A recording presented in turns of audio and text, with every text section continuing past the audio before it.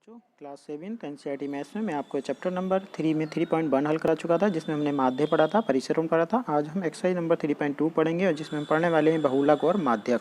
तो सबसे पहले हम बहुलक और माध्यक को समझ लेते हैं क्या होता है। यहाँ पर आपको बहुलक और माध्यक ज्ञात करने हैं और हमने इससे पहले माध्य पढ़ लिया था, जबकि माध्य का फॉर्मूला आपने पढ़ लिया था पदों का योगफल बटे पदों की संख्या। हम ऊपर पदों का योगफल लिखे और नीचे कुल पदों की संख्या लिखते हैं। तो ये था माध्य का फॉर्मूला। लेकिन अब दूसरी चीज़ आती है बहुलक। बहुलक क्या होता है? हमें जितने भी आंकड़े दिए गए होते हैं उन आंकड़ों में जिसकी बारंबारता सबसे अधिक होती है उसे हम बहुलक कहते हैं। जैसे कि यहाँ पर आप देख रहे हैं कि 20 जो है सबसे ज़्यादा बार आया हुआ है, ठीक है, और कोई भी संख्या इतनी बार रिपीट नहीं हुई है, पुनरावृत्ति नहीं हुई है। 20 की पुनरावृत्ति 4 बार हुई है, जो सबसे अधिक है।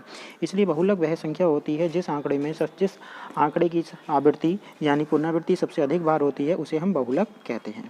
दूसरा था माध्यांक। माध्यांक के लिए हम क्या करते हैं, सबसे पहले हम दिए गए आंकड़ों को आरोही क्रम में लिखते हैं, ठीक है। आरोही क्रम मतलब बढ़ते क्रम में लिखते हैं। बढ़ते क्रम में लिखने पर हम इनकी गिनती कर लेते हैं। गिनती करने पर जितने भी आंकड़े दिए होते हैं उनमें सबसे मध्य का जो आंकड़ा होता है उसको हम माध्यक बोलते हैं। लेकिन कभी कभी हमारे साथ ऐसा हुआ कि मध्य की संख्या एक न होकर दो संख्या मध्य में होंगी, ठीक है। तो उस कंडीशन में हम दोनों का योगफल करके उसका आधा कर देंगे, यानी उसका माध्य ज्ञात कर देंगे। तो उसमें हम उसे क्या कहेंगे, माध्यक। तो चलिए पढ़ते हैं। पहला प्रश्न, गणितीय परीक्षा में 15 विद्यार्थियों ने 25 में से कुछ अंक प्राप्त किए, जिनका आंकड़े यहाँ पर दिए गए हैं। इनका बहुलक और माध्य ज्ञात करना है। तो दिए गए आंकड़ों को सबसे पहले हमें आरोही क्रम में लिखना है। जब भी किसी क्वेश्चन में माध्य के बहुलक की बात हो तो सबसे पहले हम उन आंकड़ों को आरोही क्रम में लिख लेंगे और जो अंक जितनी बार आया उसे उतनी बार लिखेंगे। तो क्वेश्चन नंबर 1 में आपने देखा है 5, 9, 10, 12, 15, 16, 19, 20, 20, 20, 20 4 बार आया, 23, 24, 25, 25 2 बार आया। इस तरीके से आप देखें तो 20 की पुनरावृत्ति सबसे अधिक बार हुई है, तो इसलिए हम कह सकते हैं इस संख्या में सबसे अधिक बार आने वाला जो संख्या है वो आपकी 20 है, इसलिए इसका बहुलक क्या हो गया, 20 हो गया। इसके बाद आता है मध्य वाले यानी माध्यक। तो माध्यक में अगर आप इन टोटल संख्याओं को गिने कितनी है तो 1, 2, 3, 4, 5, 1, 2, 3, 4, 5, फिर इधर हमने 6 लिया, इधर भी हमने 6 ले लिया, इधर 7 ले लिया, इधर भी 7 ले लिया। तो बीच में संख्या बची आपकी 20, यानी 7 अंक इधर छोड़ दिए, 7 अंक इधर छोड़ दिए, तो बीच में कौन आया, 20। इस तरीके से हम माध्य संख्या ज्ञात कर सकते हैं। माध्य संख्या निकालने का एक तरीका और भी है जो हम भी आगे पढ़ेंगे। प्रश्न नंबर 2, एक क्रिकेट मैच में 11 खिलाड़ियों द्वारा बनाए गए रन इस प्रकार हैं। तो यहाँ पर कितने खिलाड़ी हैं, 11। इन आंकड़ों का माध्य, बहुलक और माध्य का तीनों चीज़ें ज्ञात करनी है। तो माध्य के लिए क्या करेंगे, सबसे पहले हम परीक्षणों का योगफल करेंगे और फिर उसे हम उन संख्याओं से भाग कर देंगे। तो माध्य तो मैं आपको बता चुका हूँ, सबसे पहले इन संख्याओं को जोड़ के इनका आधा कर देंगे। लेकिन हमें स्टार्टिंग में ही इस क्वेश्चन नंबर 2 के सॉल्यूशन करते समय हमें आरोही क्रम में लिख लेना है। आरोही क्रम में लिखने पर हम सबसे पहले इनका योगफल करेंगे और 11 से भाग कर देंगे, तब तो मिल जाएगा माध्य।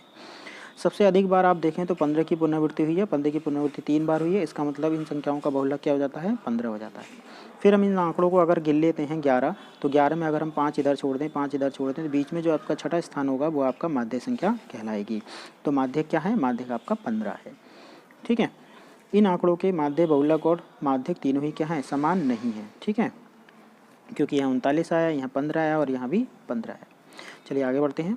क्वेश्चन नंबर 2 के बाद क्वेश्चन नंबर 3, एक कक्षा में 15 विद्यार्थियों का भार दिया गया है। इन आंकड़ों का बहुलक ज्ञात कीजिए। एक से अधिक बहुलक हैं। तो देखिए यहाँ पर अगर हम बहुलक की बात करें तो यहाँ पर 15 विद्यार्थी हैं। 15 विद्यार्थियों में अगर हम देखें तो इसका बहुलक 38 और 43 है, ठीक है। दिए गए आंकड़ों को आरोही क्रम में लिख लिया हमने। आरोही क्रम में लिखने के बाद अब अगर हम इनकी गिनती करते हैं तो देखिए कितना है, 1, 2, 3, 4, 5, 6, 7, 8, 9, 10, 11, 12, 13, 14, 15। तो 15 में 1, 2, 3, 4, 5, 6, 7 इधर छोड़ देते हैं और 1, 2, 3, 4, 5, 6, 7 इधर छोड़ देते हैं। तो ये तो हो गया हमारा माध्यक। क्या हो गया, ये माध्यक, ठीक है। सबसे अधिक बार पुनरावृत्ति किसकी हुई है, 38 और 33 की, जो दोनों क्या है, समान है। यानी 38 भी उतनी बार आया 3 बार जितनी बार हमारा 43 आया। तो 43 की पुनरावृत्ति भी 3 बार हुई है और 38 की पुनरावृत्ति भी 3 बार हुई है, इसलिए इसके बहुलक जो है वो 38 और 43 दोनों ही होंगे, ठीक है। यहाँ पर 2 बहुलक है। उसके बाद प्रश्न नंबर 4, निम्नलिखित आंकड़ों के बहुलक और माध्य ज्ञात कीजिए। ये आप स्वयं करेंगे। प्रश्न नंबर 5, सत्य सत्य बताइए। बहुलक आंकड़ों में से सदैव एक संख्या होती है। हाँ, ये बात सही है, ठीक है। दूसरा, माध्य दिए गए आंकड़ों में से एक संख्या होती है। नहीं, ये गलत है, क्योंकि हमें इसे योगफल करके भाग करना होता है। तो जरूरी नहीं है कि दिए गए आंकड़ों में से ही निकल के आए, वो अलग भी हो सकता है, दशमलव में भी हो सकता है। थर्ड वाला, माध्य आंकड़ों में से सदैव एक संख्या होती है, ये बात सही है, ठीक है। आंकड़े का माध्य 9 है, क्या ये सही है, नहीं, आंकड़ों का माध्य 9 नहीं है। अगर हम इनकी गिनती करें या माध्य आरोही क्रम में लगा के सॉल्व करें तो इसका माध्य आपका 9 नहीं आएगा। यानी सॉरी, माध्य का मतलब होता है योगफल बटे पदों की संख्या। तो योगफल करके पदों की संख्या जब करेंगे तब इसका माध्य निकलेगा।